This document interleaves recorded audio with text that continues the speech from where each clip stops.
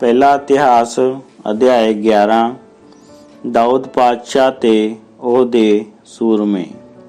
ਸਾਰੇ ਇਸਰਾਏਲੀ ਹਬਰੋਨ ਵਿੱਚ ਦਾਊਦ ਕੋਲ ਇਕੱਠੇ ਹੋਏ ਔਰ ਉਸ ਨੂੰ ਆਖਿਆ, ਵੇਖੋ, ਅਸੀਂ ਤਾਂ ਤੁਹਾਡੀ ਹੀ ਹੱਡੀ ਬੋਟੀ ਹਾਂ। ਇਹ ਦੇ ਬਾਝੋਂ ਪਿਛਲੇ ਸਮੇਂ ਵਿੱਚ ਵੀ ਜਾਂ ਸ਼ਾਊਲ ਪਾਤਸ਼ਾਹ ਸੀ ਤਾਂ ਤੁਸੀਂ ਹੀ ਇਸਰਾਏਲ ਨੂੰ ਬਾਹਰ ਲੈ ਜਾਂਦੇ ਤੇ ਅੰਦਰ ਲੈ ਆਉਂਦੇ ਸੋ, ਅਤੇ ਯਹੋਵਾ ਤੁਹਾਡੇ ਪਰਮੇਸ਼ਰ ਨੇ ਤੁਹਾਨੂੰ ਆਖਿਆ ਕਿ ਤੂੰ ਮੇਰੀ ਪ੍ਰਜਾ ਇਸਰਾਏਲ ਦੀ ਪਾਲਣਾ ਕਰੇਂਗਾ ਅਤੇ ਤੂੰ ਮੇਰੀ ਪ੍ਰਜਾ ਇਸਰਾਏਲ ਉੱਤੇ ਪ੍ਰਧਾਨ ਹੋਵੇਂਗਾ।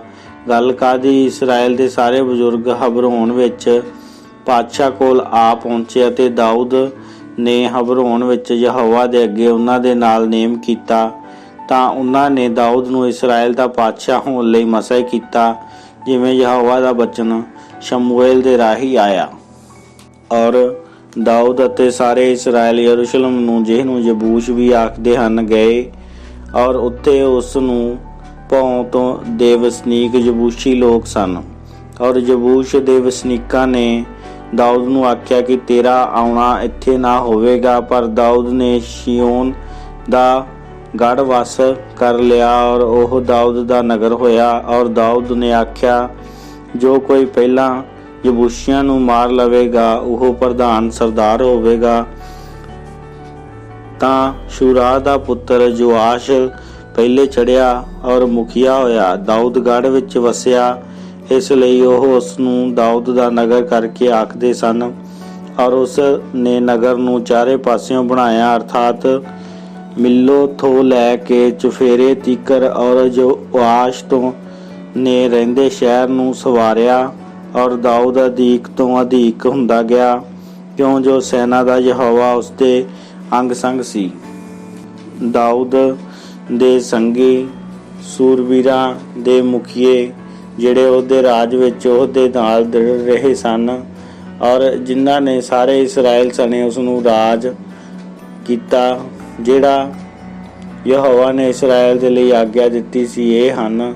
ਔਰ ਦਾਊਦ ਦੇ ਸ਼ੂਰਬੀਰਾਂ ਦੀ ਗਿਣਤੀ ਇਹ ਹੈ: ਹਕਮੋਨੀ ਦਾ ਪੁੱਤਰ ਯਸ਼ਾਬਾਆਮ, ਸੂਬੇਦਾਰਾਂ ਦਾ ਮੁਖੀਆ, ਜਿਸ ਨੇ 300 ਉੱਤੇ ਆਪਣਾ ਵਰਸ਼ਾ ਚਲਾਇਆ ਔਰ ਉਹਨਾਂ ਨੂੰ ਇੱਕੋ ਵਾਰ ਮਾਰ ਸੁੱਟਿਆ। ਇਹਦੇ ਮਗਰੋਂ ਦੋਵੇਂ ਦੋਦੋ ਦਾ ਪੁੱਤਰ ਅਲਾਜ਼ਰ ਅਹੋਹੀ, ਜਿਹੜਾ ਉਹਨਾਂ ਤਿੰਨਾਂ ਸੂਰਮਿਆਂ ਵਿੱਚੋਂ ਇੱਕ ਸੀ, ਉਹ ਦਾਊਦ ਦੇ ਨਾਲ ਫਸਤਮੀਮ ਵਿੱਚ ਸੀ। ਔਰ ਉੱਥੇ ਫਲਿਸਤੀ ਯੁੱਧ ਕਰਨ ਨੂੰ ਇਕੱਠੇ ਹੋਏ ਸਨ। ਔਰ ਉੱਥੇ ਇੱਕ ਟੁਕੜਾ ਪੈਲੀ ਦਾ ਜਵਾਂ ਨਾਲ ਭਰਿਆ ਹੋਇਆ ਸੀ ਔਰ ਲੋਕ ਫਲਿਸਤੀਆਂ ਦੇ ਅੱਗੋਂ ਭੱਜ ਗਏ। ਪਰ ਉਹਨਾਂ ਉਸ ਟੁਕੜੇ ਦੇ ਵਿਚਕਾਰ ਖਲੋ ਕੇ ਉਸ ਨੂੰ ਛੁਡਾਇਆ ਔਰ ਫਲਿਸਤੀਆਂ ਨੂੰ ਮਾਰ ਸੁੱਟਿਆ। ਸੋ ਯਹੋਵਾ ਨੇ ਉਹਨਾਂ ਨੂੰ ਇਸ ਜਿੱਤ ਤੋਂ ਵੱਡਾ ਛੁਟਕਾਰਾ ਦਿੱਤਾ। ਔਰ ਉਹਨਾਂ 30 ਸਰਦਾਰਾਂ ਵਿੱਚੋਂ ਇਹ 3 ਨਿਕਲ ਕੇ ਪਰਬਤ ਨੂੰ ਦਾਊਦ ਕੋਲ ਅਦੁਲਾਮ ਦੀ ਗੁਫਾ ਵਿੱਚ ਵੜੇ ਔਰ ਫਲਿਸਤੀਆਂ ਦੀ ਸੈਨਾ ਨੇ ਰਫਾਇਮ ਦੀ ਦੂਣ ਵਿੱਚ ਛਾਉਣੀ ਪਾਈ। ਦਾਊਦ ਉਸ ਵੇਲੇ ਗੜ੍ਹ ਵਿੱਚ ਸੀ ਔਰ ਫਲਿਸਤੀਆਂ ਦਾ ਪਹਿਰਾ ਉਸ ਸਮੇਂ ਬੈਤਲਹਮ ਵਿੱਚ ਸੀ।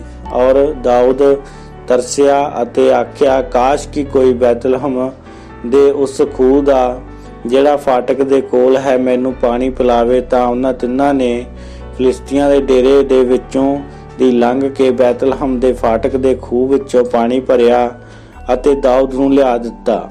ਪਰ ਦਾਊਦ ਨੇ ਨਾ ਪੀਤਾ, ਸਗੋਂ ਉਸ ਨੂੰ ਯਹੋਵਾ ਦੇ ਅੱਗੇ ਡੋਲ ਦਿੱਤਾ ਅਤੇ ਆਖਿਆ, ਮੈਨੂੰ ਆਪਣੇ ਪਰਮੇਸ਼ਰ ਦੇ ਵੱਲੋਂ ਨਖਿੱਧ ਹੋਵੇ ਜੋ ਮੈਂ ਇਹ ਕੰਮ ਕਰਾਂ। ਭਲਾ ਮੈਂ ਇਨ੍ਹਾਂ ਲੋਕਾਂ ਦਾ ਲਹੂ ਪੀਵਾਂ ਜਿਨ੍ਹਾਂ ਨੇ ਆਪਣੇ ਪ੍ਰਾਣਾਂ ਨੂੰ ਤਲੀ ਉੱਤੇ ਧਰਿਆ ਹੈ, ਕਿਉਂ ਜੋ ਉਹ ਸਿਰੋਂ ਪਰੇ ਹੀ ਦੀ ਖੇਡ ਨਾਲ ਇਸ ਨੂੰ ਲਿਆਏ। ਇਸ ਲਈ ਉਹ ਨੇ ਉਸ ਨੂੰ ਪੀਣਾ ਨਾ ਚਾਹਿਆ। ਅਜਿਹੇ ਕੰਮ ਇਹਨਾਂ ਤਿੰਨਾਂ ਸੂਰਮਿਆਂ ਨੇ ਕੀਤੇ ਅਤੇ ਜੋਆਬ ਦਾ ਭਰਾ ਅਬਸ਼ਈ ਉਹਨਾਂ ਤਿੰਨਾਂ ਦਾ ਮੁਖੀਆ ਸੀ, ਕਿਉਂ ਜੋ ਉਸ ਨੇ 300 ਜਣੇ ਉੱਤੇ ਆਪਣਾ ਵਰਸ਼ਾ ਚਲਾਇਆ ਔਰ ਉਹਨਾਂ ਦਾ ਨਾਸ਼ ਕੀਤਾ। ਤਾਂ ਉਹ ਇਹਨਾਂ ਤਿੰਨਾਂ ਦੇ ਵਿੱਚ ਮੰਨਿਆ ਦੰਨਿਆ ਸੀ।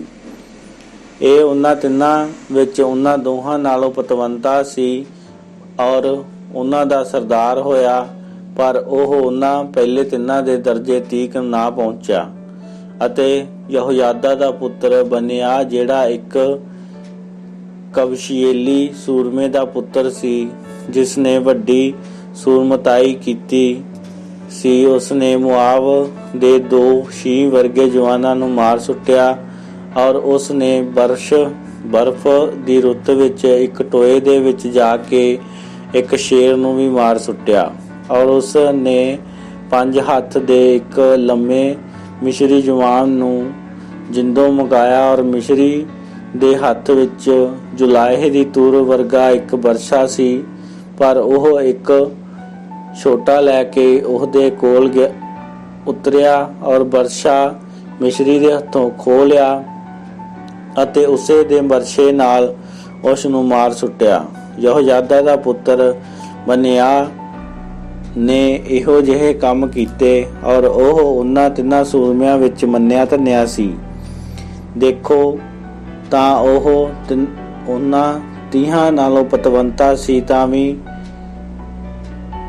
ਉਹ ਪਹਿਲੇ ਤਿੰਨਾਂ ਦੇ ਦਰਜੇ ਤੀਕ ਨਾ ਪੜਿਆ ਔਰ ਦਾਊਦ ਨੇ ਉਹਨੂੰ ਆਪਣੇ ਰਕਸ਼ਕਾਂ ਦੇ ਉੱਤੇ ਥਾਪਿਆ। ਫੌਜਾਂ ਦੇ ਸੂਰਮੇ ਇਹ ਸਨ: ਜੋਆਬ ਦਾ ਭਰਾ ਅਸ਼ਾਹੇਲ, ਬੈਤਲਹਮੀ ਦੋਦੋ ਦਾ ਪੁੱਤਰ ਅਲਹਾਨਾਨ, ਹਰਹਰੋਰੀ, ਸਮੋਥ, ਪਲੋਨੀ, ਹਲਸ, ਤਕੋਈ, ਇਕੇਸ਼ ਦਾ ਪੁੱਤਰ ਈਰਾ, ਅੰਥੋਥੀ, ਅਲੀਅਜਰ, ਹੁਸ਼ਾਬੀ, ਸਿਬਕਈ, ਅਹੋਹੀ, ਇਲਈ, ਨਟੋਫਾਤੀ, ਮਰਹਈ, ਨਟੋਫਾਤੀ, ਬਿਆਹਨਾ ਦਾ ਪੁੱਤਰ ਹੇਲਦ, ਗਿਬਾ ਦਾ ਬਿਨਿਆਮੀਨੀ, ਰਿਬਈ ਦਾ ਪੁੱਤਰ ਇਥਈ, ਪਰ ਆਥੋਨੀ ਬਨਿਆ, ਗਾਸ਼ ਦੇ ਨਦੀਆਂ ਦਾ ਹੁਰੀ, ਅਰਬਾਬੀ, ਅਬੀਏਲ, ਬਹਿਰੂਮੀ,